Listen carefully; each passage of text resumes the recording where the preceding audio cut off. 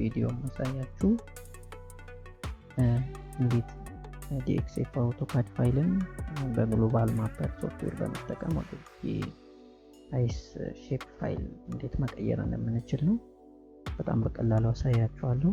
ግሎባል ማፐር እንከፍታለን፣ ኮንፊግሬሽን እናስተካክላለን፣ UTM ላይ እናደርጋለን።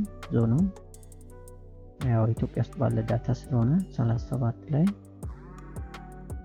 WGS 84ን በመጠቀም ዳታችንን እንከፍታለን ማለት ነው። ዳታ ይነከፍተዋለሁ። የኔ ዳታ ባውንደሪ ዳታ ነው። የአንድ አካባቢ ኢትዮጵያ ውስጥ የሚገኝ አካባቢ ባውንደሪ ነው። ዲኤክስኤፍ ፋይል ነው የምጠራው። ስለዚህ እናንተ ዲኤክስኤፍ ፋይሉን ትከፍታላችሁ ማለት ነው። ዲኤክስኤፍ ፋይል ከፍታለሁ። ሴት ባደረኩት ኮኦርዲኔት ሲስተም ያመጣልኛል ማለት ነው። ስለማይታይ ይሄንን ባክግራውንዱን ማስተካከል ይቻላል።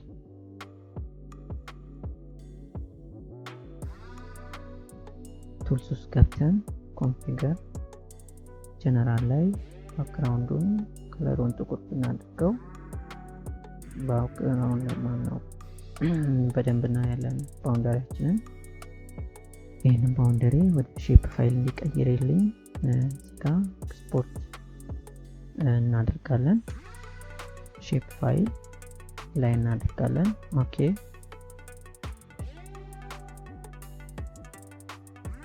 እናንተ የምትፈልጉበት ቦታ ላይ ፎልደር ፈጣችሁለት ሌሎች ፋይሎች ስለሚኖሩት አዲስ ፎልደር ብትመርጡለት ይመርጣል።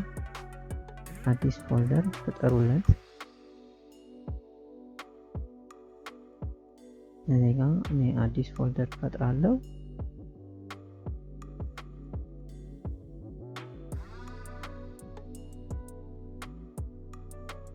ባውንደሪ ሼፕ ፋይል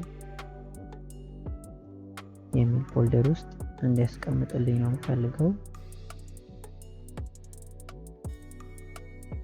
ሁሉንም ሰብስቦ እዛ ውስጥ እንዲያስቀምጥ።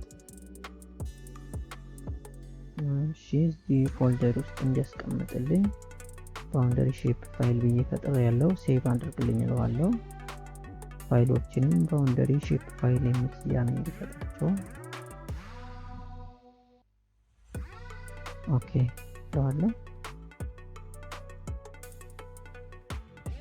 ኤክስፖርት ያደረገልኝ ነው። ኦኬ ጨርሷል። አሁን ሄደን ፎልደራችንን ቼክ እናደርገው።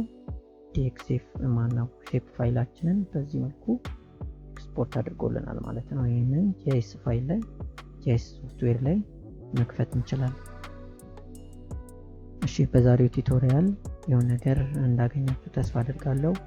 ሌሎች ጠቃሚ የGIS እና ሌሎችም ሶፍትዌር ቱቶሪያሎች እንዲደርሷችሁ ሰብስክራይብ እና የደወል ምልክቷን ጫኑ።